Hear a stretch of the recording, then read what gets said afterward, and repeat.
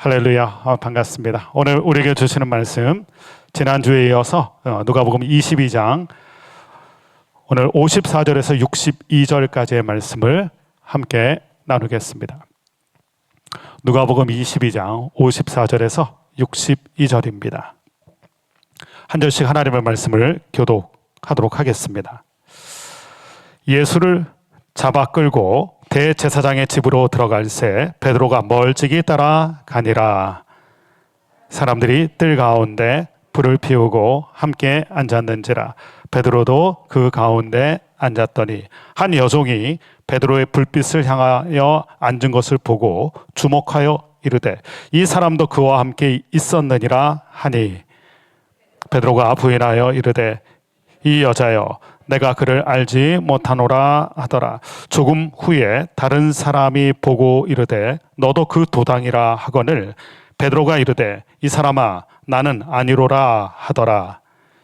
한 시간쯤 있다가 또 한 사람이 장담하여 이르되 이는 갈릴리 사람이니 참으로 그와 함께 있었느니라. 베드로가 이르되 이 사람아, 나는 네가 하는 말을 알지 못하노라. 고 아직 말하고 있을 때에 닭이 곧 울더라. 주께서 돌이켜 베드로를 보시니 베드로가 주의 말씀 곧 오늘 닭 울기 전에 네가 3번 나를 부인하리라 하심이 생각나서 같이 읽겠습니다. 밖에 나가서 심히 통곡하니라. 아멘. 우리가 지난주에 예수님의 기도, 겟세마네 기도를 함께 나눴습니다. 기도 중에 백미라고 할 수 있죠. 최고의 기도를 드리신 예수님의 모습. 그 겟세마네 동산에서 드렸던 그 기도와 기도 내용을 보면서 우리가 몇 가지를 배우게 되었습니다. 첫 번째는 예수님의 위기 중의 위기인 십자가를 감당하실 때 그때 아버지를 불렀어요. 가장 큰 위기 때 불러야 될 그 이름, 아버지. 우리가 배우는 게 있죠. 인생의 위기 때 우리가 불러야 될 분이 있다는 거예요. 우리는 위기가 찾아오면 도와줄 사람을 찾습니다. 힘 있는 사람을 찾기도 하고 또 가까운 사람을 찾기도 하고. 그런데 십자가의 위기 때는요, 철저하게 혼자예요. 예수님도 그러셨잖아요. 그때 우리가 누구를 불러야 되는가? 예수님의 모습에서 배우게 됩니다. 아버지. 인생의 위기 때 아버지를 불러야 된다. 이것을 우리가 배웠고요. 두 번째는 예수님의 기도인데 예수님이 이렇게 기도하셨어요. 결국은 나의 원대로 마옵시고 아버지의 뜻대로 되기를 원한다. 우리가 기도할 때는 대부분 이런 거예요. 이거 해주세요. 예수님도 원이 있었어요. 원하신 게 있었어요. 이거 해주세요. 이 잔을 내게서 옮겨주십시오. 이게 예수님의 원이었죠. 근데 예수님의 겟세마네 기도의 결론은 뭡니까? 나의 원대로 마옵시고 아버지의 뜻대로. 해주세요가 아니라 하겠습니다. 요청의 기도에서 순종의 기도로 바뀌어요. 이게 예수님의 기도죠. 위기 때 하나님을 부르셨고, 그리고 그 기도 가운데 나의 원대로 마옵시고 아버지의 뜻대로 해주세요에서 하겠습니다. 이걸 보면서 우리 기도를 돌아보게 됩니다. 우리는 해주세요 기도를 하는가, 하겠습니다의 기도를 하는가. 아버지의 뜻을 위해서 내가 하겠습니다. 이게 겟세마네 기도의 결론이었죠. 마지막은 이게 중요한데, 기도를 한다고 십자가가 사라지는 게 아니에요. 오히려 기도를 통하여 십자가를 감당합니다. 이게 기도의 능력이죠. 우리가 기도할 때 늘 이걸 명심해야죠. 우리가 기도함으로 십자가가 사라지는 게 아니에요. 기도의 능력은, 기도의 자세는 그걸 통하여 십자가를 감당하게 되는 거죠. 이게 예수님의 겟세마네 기도에서 우리가 배우는 메시지들이었습니다. 오늘 본문을 읽었는데 이렇게 예수님이 겟세마네 동산에서 땀이 피가 되도록 아주 절절한 기도를 쏟아내신 후에 예수님이 드디어 잡혀가시는 장면이 나와요. 예수님이 우악스러운 사람들의 손길에 잡혀가십니다. 근데 여기서 우리가 주목하게 되는 두 사람이 등장해요. 첫 번째는 가룟 유다예요. 오늘 본문 전에 그 상황이 나오는데 가룟 유다가 등장합니다. 가룟 유다는 우리가 아는 것처럼 최후의 만찬 자리에서 그 자리를 박차고 나간 사람이에요. 떠났어요. 제자들은 어디로 갔을까 싶었겠죠. 그런데 그 떠났던 제자 가룟 유다가 검과 칼과 몽치를 든 사람들과 함께 겟세마네 동산에 예수님을 잡으러 온 그들과 함께 그들의 앞잡이가 되어서 나타났습니다. 이 장면을 보는 다른 제자들의 마음 어땠을까요? 당황했겠죠. 네가 왜 거기서 나와? 이런 생각 들었겠죠. 네가 왜 거기 있어? 좀 전까지만 해도 예수의 사람으로 서 있던 사람인데, 예수님 곁에 머물던 사람들인데 예수님을 잡으러 온 사람들의 앞잡이가 되어서 나타났습니다. 이것을 보면서 우리가 생각하게 되는 게 있어요. 신앙이란 무엇인가? 성경을 보면 항상 이런 표현이 나오죠. 우리가 어느 편에 설 것인가? 이것을 결정하는 게 신앙이에요. 난 누구의 편에 설 것인가? 누구의 곁에 머물 것인가?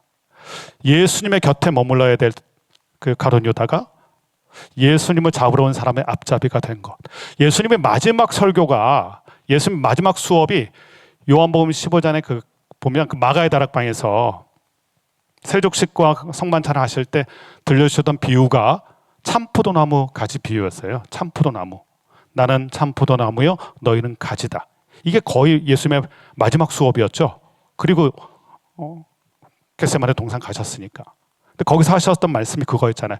결코 나를 떠나지 마라. 내 곁에서 멀어져서는 안 된다. 그런데 오늘 가룟 유다를 보면 어떻습니까? 예수님의 곁에 없는 떨어져 나간 가지의 모습으로 가룟 유다가 있죠.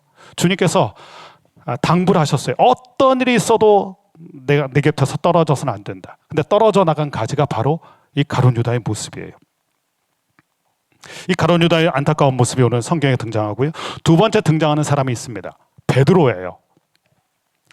이 베드로가 이 당황스럽고 당혹스러운 장면에서 칼을 듭니다. 그리고 대제사장의 종 말고라는 사람의 오른쪽 귀를 베어버리죠. 칼을 휘둘렀어요. 흥분해서 칼을 든 것입니다. 근데 이 모습이 예수님과 얼마나 다릅니까? 기도하시던 예수님, 그리고 나의 원대로 말고 아버지의 뜻을 붙잡으신 예수님은 놀랍도록 평온하세요. 이 상황이 굉장히 좀 복잡하잖아요. 난리법석일 거예요.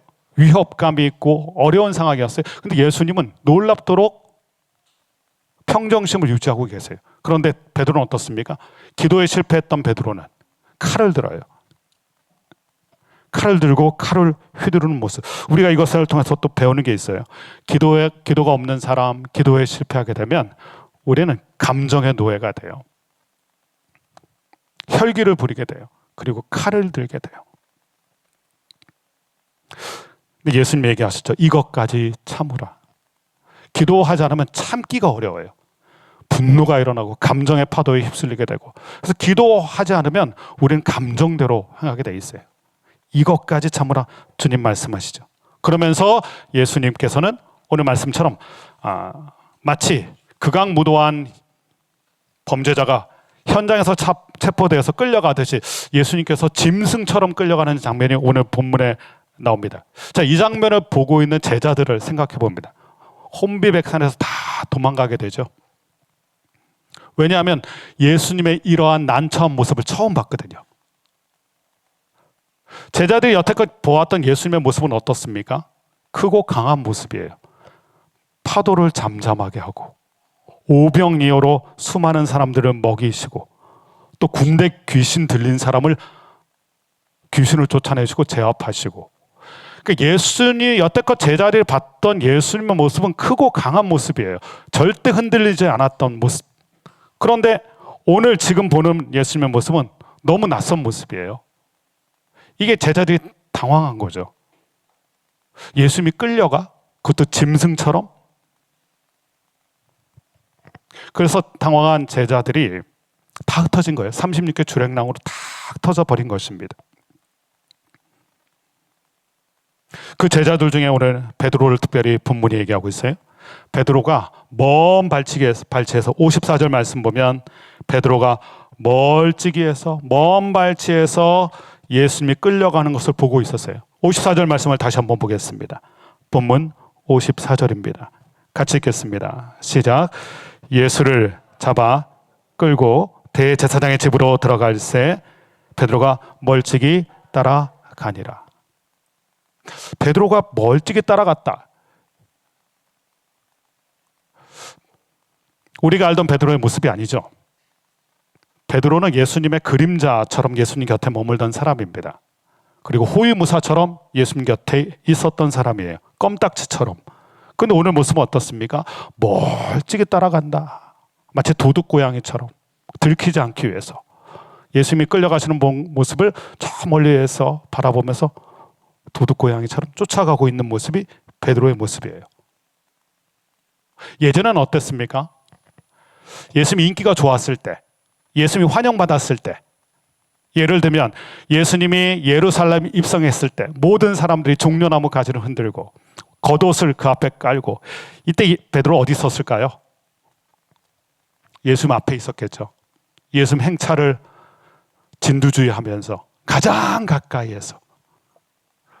그런데 지금 예수님이 곤란하게 됐을 때, 예수님이 어려움을 겪을 때는요, 제자들 다 흩어졌고 그렇게 가까이서 있었던 베드로도 먼 발치에서 멀찍이에서 예수님을 따라가는 모습,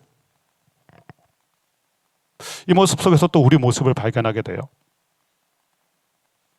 우리가 예수님 곁에 가까이에 머문 것처럼 느껴질 때는, 그때는 예수님 덕을 볼 때예요.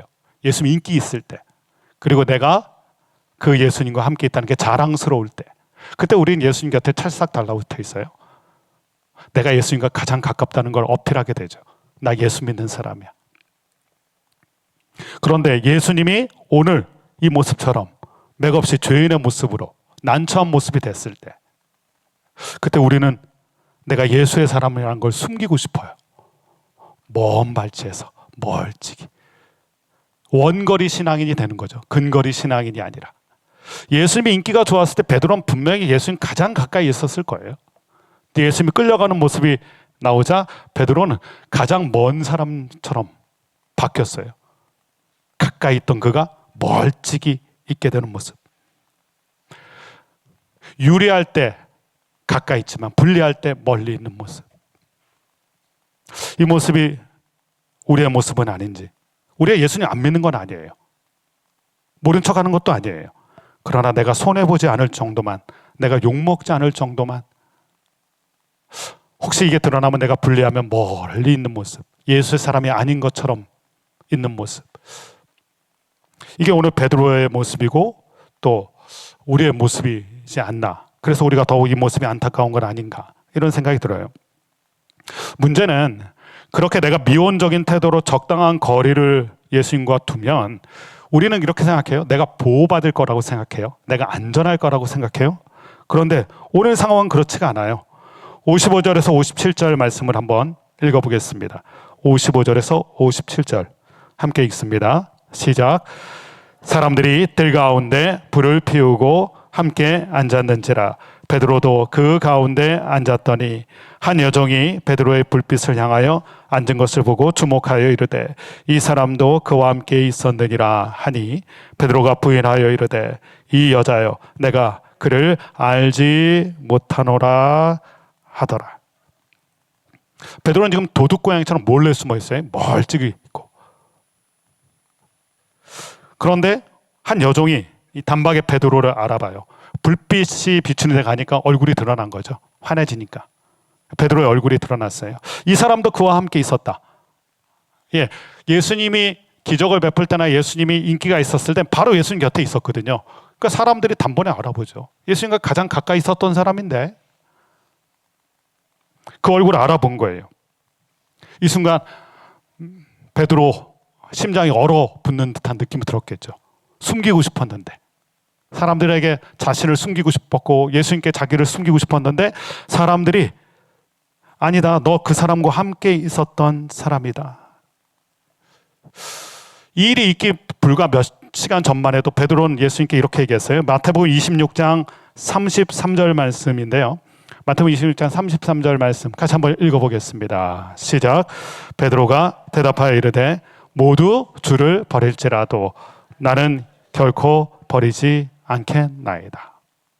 모두가 주님을 모른다고 할지라도, 그러나 저는 그렇지 않을 겁니다. 내 목이라도 내려놓겠습니다. 나는 결코 주님을 버리지 않겠습니다. 이게 불과 몇 시간 전에 베드로가 예수님께 한 얘기예요. 그런데 상황이 달라졌어요. 상황이 달라지고 베드로가 말도 달라집니다. 나는 그 사람을 알지 못한다. 늘 주님 곁에 있었고 호위무사를 자처했던 베드로고, 걱정 마십시오. 저는 주님과 늘 함께합니다. 주님 곁을 떠나지 않겠습니다. 모른 척하지 않겠습니다. 호언장담했던 베드로가 나는 주님을 모른다. 다른 사람도 아니고 수제자였고 이렇게 고백했던 베드로였기 때문에 이게 더 뼈아프게 우리 가운데 들리는 것 같아요. 자, 이런 베드로의 모습을 보면서 우리가 깨닫게 되는 교훈이 있죠. 과신해서는 안 된다. 우리 스스로를 우린 너무 과신해요. 너무 자신만만해요. 성경은 이렇게 얘기하죠. 깨어 근신하라. 과신할 게 아니라 깨어서 근신하라. 신앙의 태도예요. 주님은 우리에게 그래서 깨어 근신해야 된다. 네가 연약하다는 걸 알아야 된다. 여러분, 우리가 연약하다는 걸 알아야 돼요. 그래야 주님을 붙들게 되거든요. 근데 베드로 너무 자신만만했어요. 그리고 자신을 과신하던 사람이에요. 근신하지 않았어요. 자기 자신의 연약함을 가지고 근신해야 되는데 근신한 게 아니라 너무 과신하다가 이 베드로도 부인하게 되는 모습. 여러분, 이걸 보면서 우리가 베드로니까 이렇지라고 얘기해서는 안 되죠. 베드로인데도 이렇게 실패한다. 수제자인 베드로인데도 이렇게 자신을 과신하다가 넘어진다. 하물며 저와 여러분이겠어요? 그러니까 우리는 나의 신앙을 과신할 게 아니라 자신만만해 할 게 아니라 깨어서 근신해야 된다. 선줄로 생각하거든 넘어질까 조심하라. 이 베드로를 보면서 이 말씀을 우리가 기억하게 돼요. 자, 베드로를 다시 봅니다. 베드로는 지금 도둑고양이처럼 몰래 따라갔어요. 들키지 않으려고. 그리고 본인이 회색 지대에 서게 됐어요. 이러지도 않고 저러지도 않고 적당히 묻어가고 싶었던 거죠. 그런데 상황은 어떻게 됩니까? 베드로의 상황은 마치 바늘방석에 앉은 것처럼 더 좌불안석이 돼요. 모른다고 하면 그저 넘어갈 것 같았어요. 상황을 보세요. 58절 59절 말씀, 어떤 상황이 펼쳐졌는지 계속 말씀을 보겠습니다. 함께 있습니다. 시작. 조금 후에 다른 사람이 보고 이르되 너도 그 도당이라 하거늘 베드로가 이르되 이 사람아 나는 아니로라 하더라. 1시간쯤 있다가 또 한 사람이 장담하여 이르되 이는 갈릴리 사람이니 참으로 그와 함께 있었느니라. 아니라고 발뺌을 했는데 사람들이 계속 베드로를 알아봐요. 그래서 2차례 3차례 계속 얘기하게 됩니다. 나는 아니다. 근데 이 베드로를 알아본 사람 중에 한 사람이 그 귀가 잘렸던 사람, 대제사장 말고의 친척이었어요. 그러니까 같은 자리에 있었으니까 또 자기의 친척이 당한 걸 봤으니까 누가 그랬는지 사진을 찍어 놓은 것처럼 분명히 기억했을 거 아니에요. 그러니까 베드로가 빼도 박도 못하게 된 거예요. 계속 부인하는데 베드로인 걸 정확하게 아는 사람들이 나타난 거예요. 저 사람 맞다. 말소리 봐라. 갈릴리 사람 아니냐. 갈릴리에 갈릴리 사람 쓰는 그 어투가 있었겠죠. 그리고 내가 분명히 봤다. 내 사촌에 귀를 자른 사람이 저 사람 맞다. 점점 베드로인 게 더 명확해지는 상황이 오게 된 거예요. 베드로는 점점 계속 발을 빼기 원했는데 빼도 박도 못하는 상황이 계속 이어지게 된 것입니다. 그때 어떤 일이 일어나는가? 3번째 부인할 때 그 유명한 사건이 일어나죠. 닭 울음소리가 들렸다. 61절 62절 말씀 한번 보십시오. 61절 62절 시작. 주께서 돌이켜 베드로를 보시니 베드로가 주의 말씀 곧 오늘 닭 울기 전에 네가 3번 나를 부인하리라 하심이 생각나서 밖에 나가서 심히 통곡하니라. 주께서 베드로를 보셨다. 저는 이 말씀이 많은 걸 내포하고 있다고 생각해요. 주님이 베드로를 보고 계셨다. 베드로는 지금 어떻게 따라왔다고요? 멀찍이 도둑고양이처럼 그 누구에게도 들키지 않으려고, 사람들에게 들키지 않으려고, 그 누구의 눈에도 들키지 않으려고, 아무도 모르게. 근데 예수님은 어떻게 알고 계셨나요? 사실 예수님은 다 알고 계셨어요. 베드로가 지금 누구랑 어떤 대화를 하고 있는지 베드로가 어디에서 숨어서 지켜보고 있는지, 그리고 세 번째 부인하는 그 순간에 예수님이 고개를 돌리셔서 베드로와 눈을 마주치셨어요. 예수님 모르고 계셨던 게 아니죠. 우리도 마찬가지예요. 우리는 주님을 모른 척할 때 있는데 주님은 그런 우리를 계속해서 보고 계시고 알고 계시고 느끼고 계시고, 그리고 예수님이 고개를 돌려서 베드로와 눈길을 마주치셨습니다. 자, 여기서 예수님의 눈빛이 어땠을까요? 그 눈빛, 우리는 눈빛을 보면서 많은 걸 대화하잖아요. 그 사람의 눈빛을 보면서 아, 이 사람이 지금 이런 말을 하고 있구나. 예수님의 눈빛은 어떤 메시지였을까요? 너 내가 수제자라고 공들여서 3년이나 키워놨는데 너 그것밖에 안 되냐? 이런 눈빛이었을까요? 아주 불편한 시선이었을까요? 그럴 리가 없죠. 예수님이 이미 얘기하셨잖아요. 네가 닭 울기 전에 3번 나를 부인하리라. 이미 예수님 알고 계셨잖아요. 그렇다면 예수님의 눈빛은 어떤 눈빛이었을까요? 우리는 우리를 실망시킨 사람을 불편하게 쳐다봅니다. 내 기대에 못 미치면, 자녀가 내 기대에 못 미칠 때, 또 내 동역자가 내 기대에 못 미칠 때 우리가 그를 바라보는 시선은 어떨까요? 불편한 시선이죠. 근데 예수님은요, 불편한 시선으로 바라보는 게 아니라 불쌍히 여기세요. 베드로를 바라보는 예수님의 시선은 불편한 시선이 아니에요. 불편한 눈빛이 아니에요. 불쌍히 여기시는 눈빛. 예수님은 우리의 실수 때문에 우리를 폐기 처분하는 분이 아니세요. 우리 주님은 우리를 폐기 처분하는 분이 아니세요. 불편하게 보시는 분이 아니세요. 불쌍히 여겨주시고 패자 부활의 은혜를 주세요. 다시 일어설 수 있도록. 우리가 주님을 떠나지 않는 한 주님이 우리를 떠나지 않으시거든요. 우리가 주님을 떠나도 우리는 주님은 떠나시지 않잖아요. 이 시선을 우리가 오늘 묵상해 볼 필요가 있어요. 불편하게 바라보시는 게 아니라 불쌍히 여기신다. 그 연약함을 불쌍히 여기세요. 그러므로 우리도 주님께 배워야 되죠. 우리를 실망시킨 사람을 불편하게 바라볼 게 아니라 불쌍히 여겨야 돼요. 여러분의 자녀가 여러분을 실망시켰을 때, 그때 불편하게 바라볼 게 아니라 불쌍히 여겨야 됩니다. 우리의 동료가 나를 실망시켰을 때 불편한 시선으로 바라볼 게 아니라 그를 불쌍히 여겨야 돼요. 지금 예수님과 베드로를 보면 베드로는 수제자였죠. 예수님을 가장 많이 따르고 닮아가던 사람이에요. 그런데 그가 예수님을 부인하는 그 자리, 그런데 예수님은 그것을 불편하게 바라보지 않으세요. 그 연약함을 불쌍히 여기세요. 이게 주님의 사랑이고 이것이 주님의 은혜예요. 불쌍히 여겨주시기 때문에 우리가 회복의 은혜를 누리는 거예요. 만약에 주님은 그 불편하게 여겼다면 베드로는 절대 회복될 수 없죠. 주님이 저와 여러분을 불편하게 보신다면, 아니 사실 우리가 얼마나 불편한 존재입니까? 완전하신 주님 보시기에 우리는 얼마나 불완전합니까? 우리는 굉장히 불편한 존재예요. 그런데 주님은 우리를 불편하게 보지 않으세요. 불쌍히 여겨주세요. 그 연약함을 불쌍히 여겨주세요. 지금 예수님의 시선, 베드로를 향하여 꽂힌 그 예수님의 시선은 불편하게 바라보신 게 아니에요. 불편하게 바라봤다면 베드로는 여기서 끝이에요. 불쌍히 여기시는 모습으로, 베드로야, 난 너의 연약함을 안다. 이 눈빛이었겠죠. 근데 그때 절묘하게도 사건이 일어나요. 닭이 곧 울더라. 주님께서 얘기하셨던 거잖아요. 그때는 베드로에게 이 말이 들리지 않았어요. 왜냐하면 자신이 있었거든요. 내가 예수님을 부인해? 딴 사람도 아니고 내가? 본인이 과신하고 있었거든요. 여러분, 자신감으로 충만할 때는 자신을 몰라요. 이게 우리예요. 내가 자신감으로 충만할 때는 내 자신을 몰라요. 내가 괜찮은 사람인 줄 알아요. 베드로가 그랬잖아요.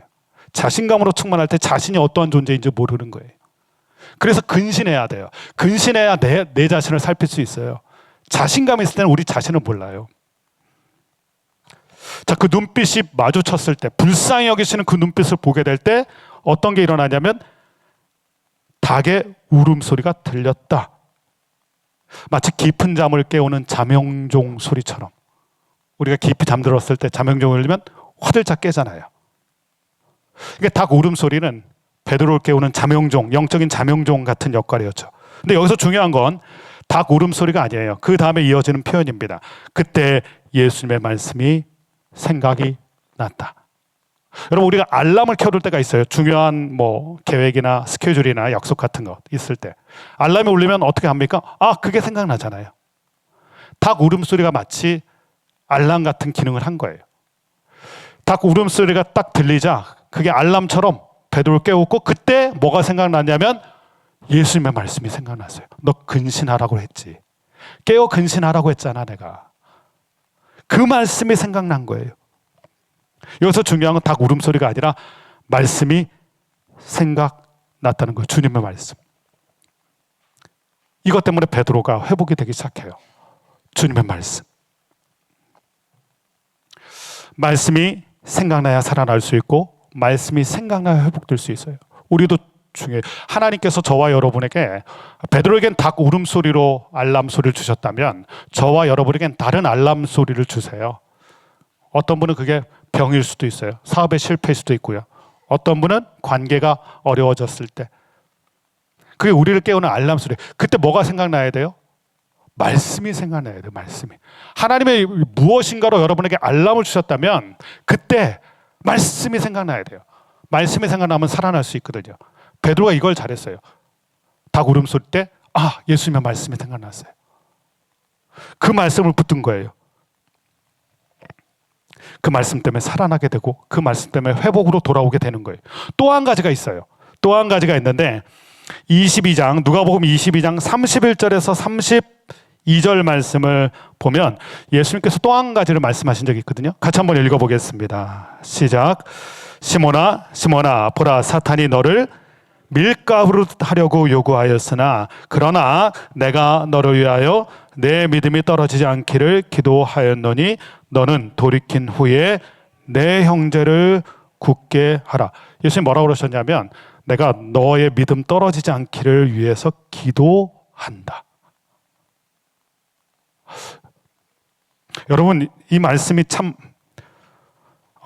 우리 모두에게도 위로가 되는 것 같아요. 여러분 믿음이 떨어질 때가 있어요.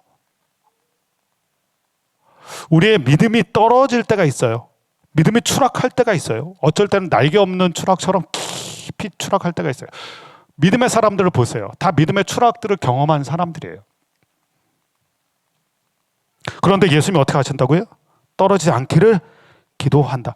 우리가 믿음이 떨어질 때가 있고 믿음이 약해질 때가 있어요. 그런데 예수님은 어떻게 하시냐면 우리가 그렇게 되지 않도록 기도하고 계신다. 여러분의 자녀들이 믿음이 떨어질 때가 있어요. 어떻게 해야 됩니까? 그 믿음 떨어지지 않도록 기도하셔야 돼요. 아내와 남편의 믿음이 떨어질 때가 있고 우리의 동역자들의 믿음이 떨어질 때가 있어요. 그때 어떻게 해야 됩니까? 예수님 알려주세요. 믿음 떨어지지 않도록 기도해야 된다. 위더치코 가족들의 믿음이 떨어질 때가 있어요. 어떻게 해야 됩니까? 그 믿음 떨어지지 않도록 기도해야 돼요. 자, 이 두 가지가 중요한 거죠. 알람이 울렸을 때 말씀이 생각났고 그리고 베드로가 더 이상 추락하지 않도록 예수님이 계속 중보기도 했다는 거예요. 베드로가 잘해서 회복된 게 아니에요. 추락하는 베드로를 붙잡아 준 게 있죠. 예수님의 말씀이 그를 붙잡아 줬고 예수님의 중보기도가 베드로를 붙잡아 준 거예요. 말씀이 생각났고 또 보이진 않지만 예수님의 기도가 베드로를 붙들고 계시고 그러므로 우리들도 이 두 가지를 기억해야 됩니다. 그 찬양 있잖아요. 누군가 널 위해 기도하네.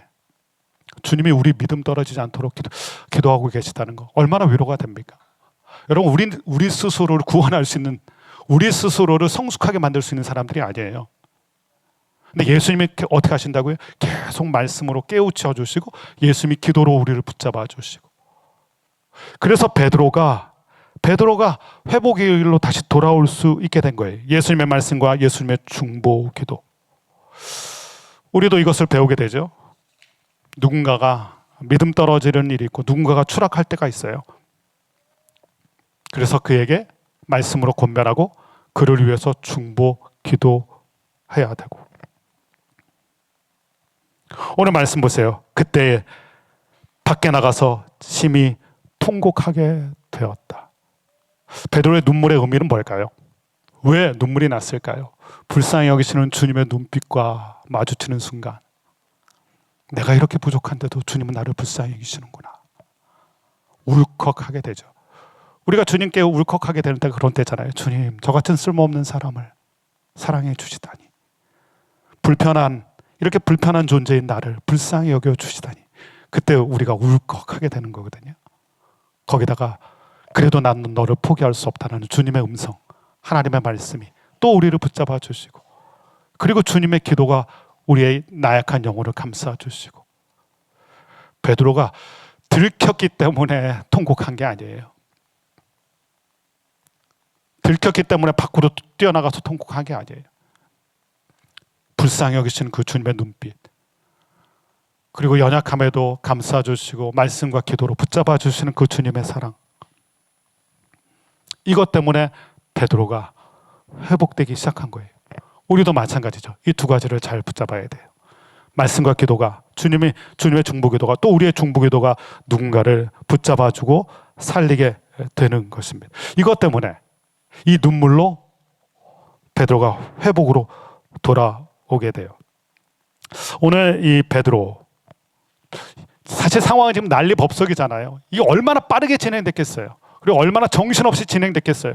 겟세마네 동산은 기도의 동산 고요했는데, 그 고요에 마치 폭풍우가 치는 것처럼 사람들이 나타나서 짐승처럼 예수님 끌려가시고, 정신은 없고 혼비백산에서 다 흩어지고, 이런 와중에서 우리를 잠잠하게 만드는 주님의 말씀이 생각나고 기도로 붙잡아 주시는, 우리의 삶이 이렇게 요동칠 때가 있잖아요. 믿었던 모든 게 무너지고, 내가 믿었던 그 주님이 멀어지는 것 같고 끌려가시는 것 같고, 이런 상황에서 다시 중심을 잡는 게 오늘 말씀이에요. 말씀이 생각나고 주님께서 기도하셨다. 우리가 오늘 이 말씀을 보면서 우리에게 좀 적용하면서 메시지로 가져야 될 게 있어요. 연약한 베드로의 모습이에요. 절대로 과신해서는 안 됩니다. 우리는 일평생 깨어 근신해야 될 사람들이에요. 그거 기억하시고요. 예수님은 우리를 불편한 시선으로 바라보시는 게 아니라 불쌍히 여기신다. 그래서 폐기 처분하지 않으세요. 세상은 배신하는 사람, 실패한 사람을 폐기 처분하죠. 근데 예수님은 패자 부활의 은혜를 주세요. 그게 예수님의 사랑이에요. 그리고 베드로니까 실패했다가 아니라 베드로인데도 실패했다. 나도 실패할 수 있구나. 나도 넘어질 수 있구나. 나도 멀어질 수 있구나. 이거 우리가 기억해야 됩니다. 이 베드로와 이 본문을 보면서 생각나는 찬송가 있어요. 찬송가 290장 1절인데, 우리는 주님을 늘 배반하나 주 예수 여전히 나를 부르사 그 참되신 사랑을 베푸시나니, 그 참되신 사랑을 우리에게 베푸시나니 내 형제여 다시 주님을 곧 따르라. 주 널 위해 비네, 주 널 위해 비네, 주 널 위해 비네, 항상 비시네.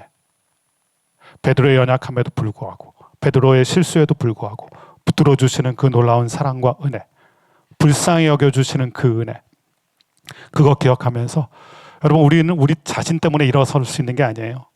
다시 일어설 수 있는 은혜는 주님의 사랑 때문이고 주님의 은혜 때문입니다. 이거 기억하시고, 또 우리도 주님처럼 누군가를 위해서 말씀으로, 기도로 그를 세워가는 저와 여러분이 되시길 주님의 이름으로 간절히 축원합니다. 기도하겠습니다.